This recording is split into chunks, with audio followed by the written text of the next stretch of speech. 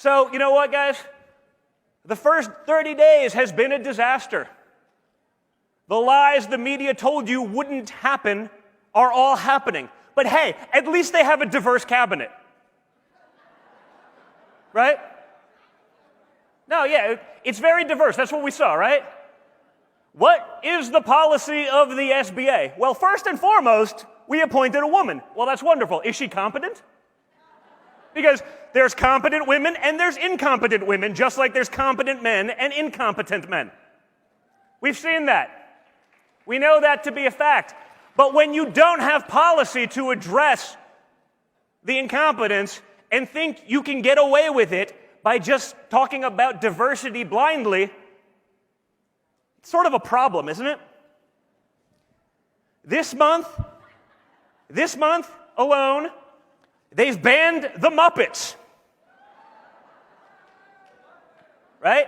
I mean, if there's things that you thought were sort of above cancellation, you would be wrong.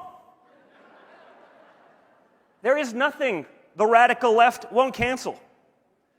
Hasbro now wants a gender-neutral Mr. Potato Head.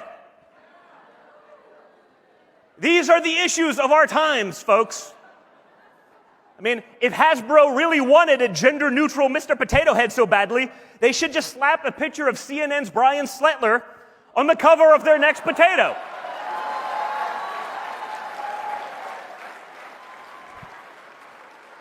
What? They don't call him Mr. Potato Head for nothing. I mean, you know, we might as well get something out of the branding. But guys, we can talk about all of these things. We can talk about the liberal hypocrisy, liberal privilege. Just look at how magically, in 33 days, children in cages turned into migrant shelters for children. Now, mind you, nothing actually changed. If you look at the pictures, there's nice bars on the walls. Nothing changed other than the media's outlook. Where is the outrage about this? Where is the outrage about an asinine immigration policy that is encouraging people to bring children, unaccompanied and otherwise, into a country? Guess who gets hurt? Our low-wage earners, who for the first time in modern history under Donald Trump started seeing real wage growth.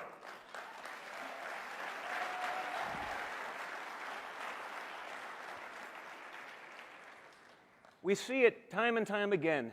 There's a double standard by which we live, but when you look at what's going on, if people were informed of the actual facts, rather than spoon-fed a narrative by big tech and the mainstream media, we wouldn't be in these things. There was a poll that came out just this week that said 1 in 6 people would not have voted for Biden had they known about the Hunter Biden scandal. Yeah, where is Hunter? Guys, I'm sure he's making billions in China right now. Don't worry. Don't worry.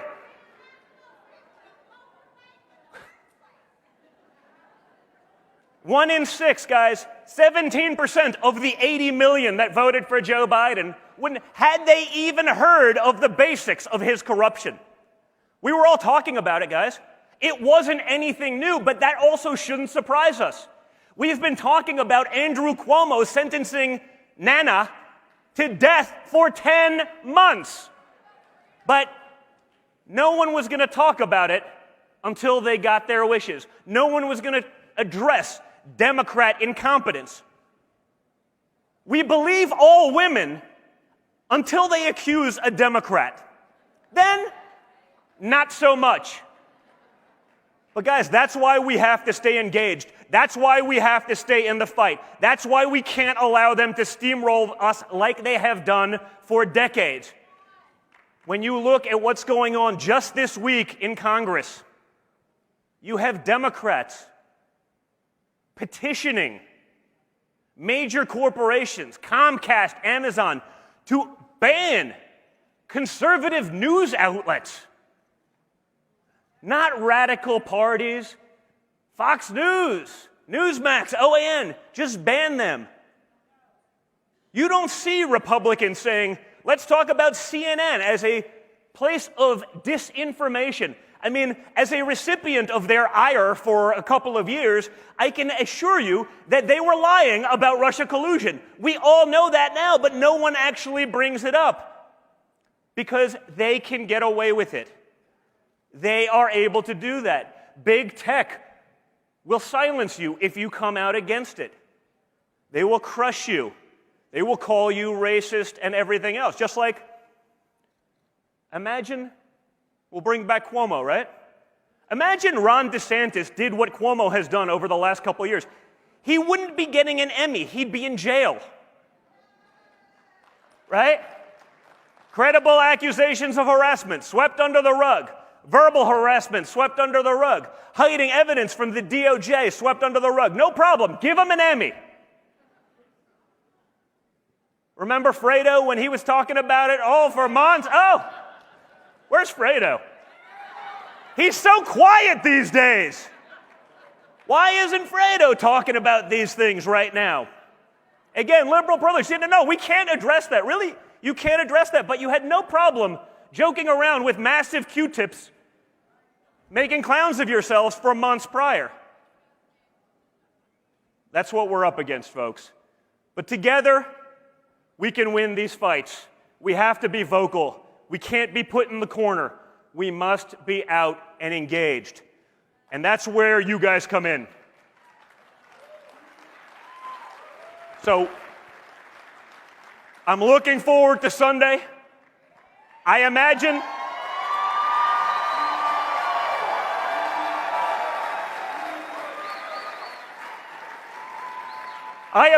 it will not be what we call a low-energy speech. And I assure you that it will solidify Donald Trump and all of your feelings about the MAGA movement as the future of the Republican Party. So thank you, Cpac. Thank you for being here. Thank you for the love. You guys are the best.